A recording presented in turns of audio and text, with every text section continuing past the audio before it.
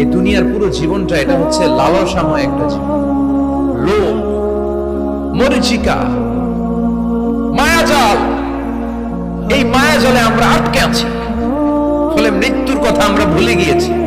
পাগলের মতো ছুটছি, আরো টাকা লাগবে, আরো খ্যাতি লাগবে, আরো যশ লাগবে, আরো দাপট লাগবে। আমার এত টাকা দিয়ে কি হবে? এত সম্পদ দিয়ে কি হবে? এত ব্যস্ততা দিয়ে কি হবে? তোমার স্টপ, থামুন, অনেক হয়েছে। আন্না, থামুন, take a rest, take a breath, think about death, think that you have to go back to your Lord. একটু বসেন না, একটু ভাবেন যে আমাকে চলে যেতে হবে, চলে যেতে হবে। এই কোলাহল, এই ব্যস্ততা, এগুলো থাকবে, থাকবো না আমি। সাইয়েদনা ওমর ফারুক বলেছেন, মুতু ক্বাবলা আন তামুতু, মরার আগে একবার মরো। হাসিবু ক্বাবলা আন তুহাসাবু আলাইকুম, তোমার হিসাব নেওয়ার আগে তুমি একবার নিজের হিসাবটা করো না। কাগজ বের করে একটু লিখো না, কি কি ভালো কাজ করছিলা, যেগুলো দিয়ে নাজাতের ওসিলা হতে পারে। 1 2 3, আর কি কি আকাম কুকাম করছো দেখো না, লিখে দেখো তোমার অবস্থাটা কি। মরার আগে একবার মরো। মরার আগে খাটের মধ্যে শুয়ে শটান করে চোখ বন্ধ করে একবার মরার ভান করে দেখেন কেমন লাগে। চোখটা বন্ধ করেন আর ভাবেন আপনি নাই, কি কি হতে পারে ভাবেন। আপনার ছেলে মেয়েরা কান্না জুড়ে দিবে, আপনার প্রাণের স্ত্রী বিলাপ শুরু করে দিবে, বন্ধু বান্ধবের চিৎকার আর মাতম, স্থানীয় এলাকার মসজিদে ঘোষণা, অমুক এলাকার নিবাসী, অমুক ভাই, অমুকের ছেলে অমুক দুনিয়ায় নাই। সব আত্মীয়রা চলে আসবে, ফেসবুকে স্ট্যাটাস দেয়া হবে, সবাই সবাইকে জানাবে বিকাল 4টায় অমুক হাই স্কুল ময়দানে আপনার জানাজা। ছুটে আসবে, সবাই ছুটে আসবে আপনাকে শেষ বিদায় দিতে, গুড বাই জানানোর জন্য, আল ওয়াদা, বিদায় জানাতে আসবে সবাই। 4 তাকবীর দিয়ে আপনার জানাজা হবে, অশ্রুসিক্ত জানাজায় আপনার বিদায় হবে। কাঠের খাটিয়ার মধ্যে করে কাঁধে তুলে আপনারে কবরে নেওয়া হবে। আগে থেকে খুঁড়ে রাখা কবরটার মধ্যে আপনারে বিছিয়ে দেয়া হবে। বাঁশের কচি দিয়ে তার উপরে মাটির চাপা দিয়ে সব চলে যাবে। ভাবেন না একবার চোখ বন্ধ করে, this is the circle of life, this is the nature of life. এটা সবার হবে, আমার হবে, আপনার হবে। এত মায়া, এত ভালোবাসা কই যাবে? কেউ থাকবে না, সবাই আপনার অন্ধকার কবরে রেখে দিয়ে চলে আসবে। উপরে বাঁশের কঞ্চি, তার উপরে মাটির চাপা, অন্ধকার আর অন্ধকার। এই অন্ধকার যেন শেষ হতে চায় না, শুধুই অন্ধকার, ঠিক কিনা? এজন্য আমাদের চলে যেতে হবে। দাদা গেল, চাচা গেল, মামা গেল, আমাদেরকেও যেতে হবে, জোরে কোন ঠিক কিনা? একদিন মাটির ভেতরে হবে ঘরে মন আমার, কেন বন্ধ দালান ঘর, প্রাণ পাখি উড়ে যাবে পিঞ্জর ছেড়ে।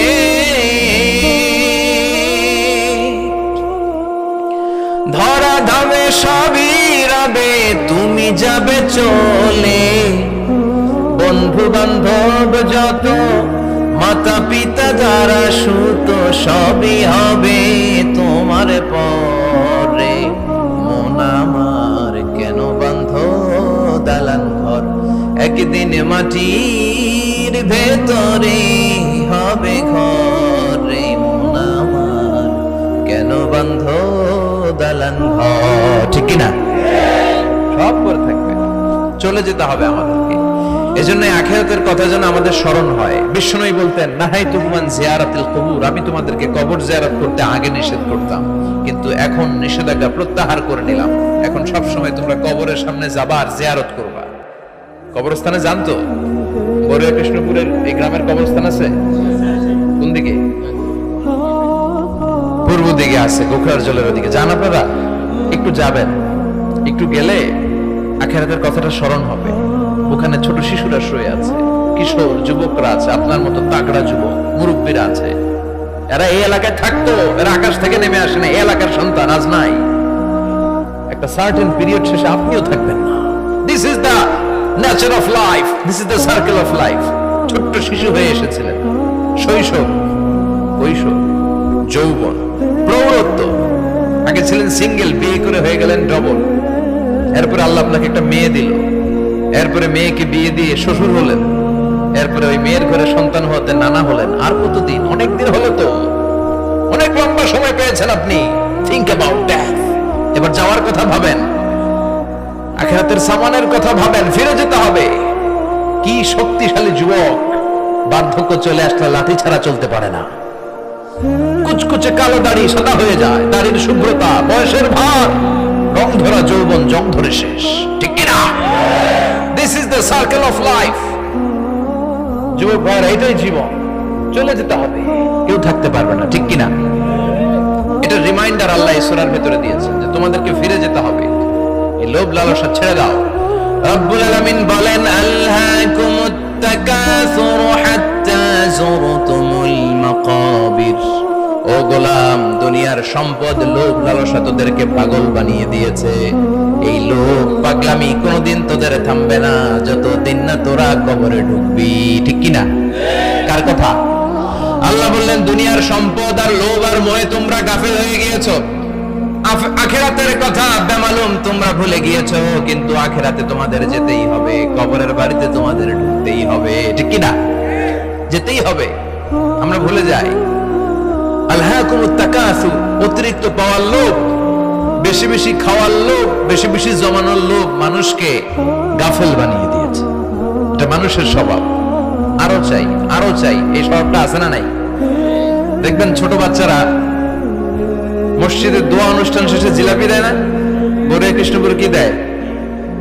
আগে বাতাসা দিত না, এখন কি দেয়? জিলাপি দেয়, মিষ্টি দেয়।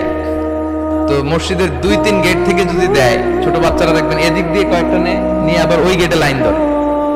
ওর হাত হলো ছোট হাত, ওর হাত ভর্তি জিলাপি, আর নেওয়ার জায়গা না, এরপর আরেক জায়গায় লাইন ধরছে, আরো লাগবে আরো লাগবে, এই আরো আরো আরো চাই, এই স্বভাবটাই মানুষকে কুড়ে কুড়ে শেষ করে দিয়েছে। এত লাগবে কেন তোমার? চাহিদার কোনো শেষ নাই, unlimited demand of human being.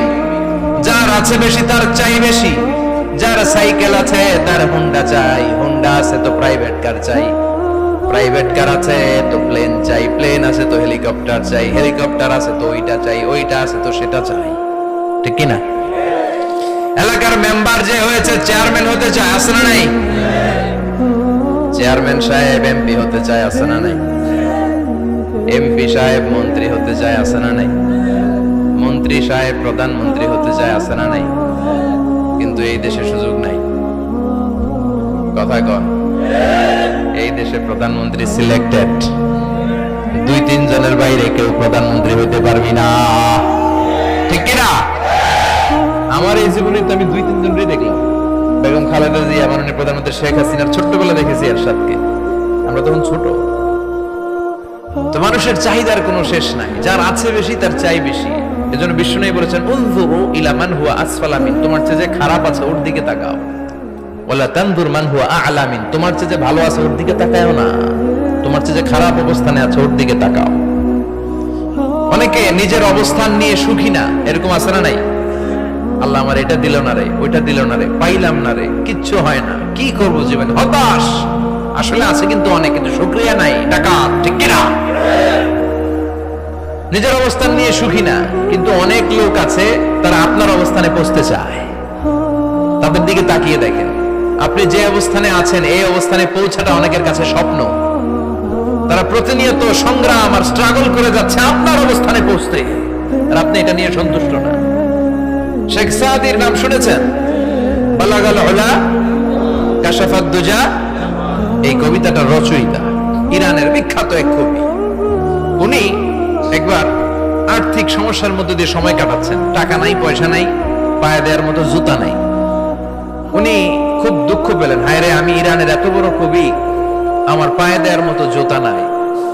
দুঃখ ভরা মন নিয়ে রাস্তায় হাঁটতে বেরোলেন। হাঁটতে হাঁটতে হঠাৎ দেখলেন একটা লোক শুয়ে শুয়ে কাঁদছে, ওই লোকটার 2টা পাই নাই,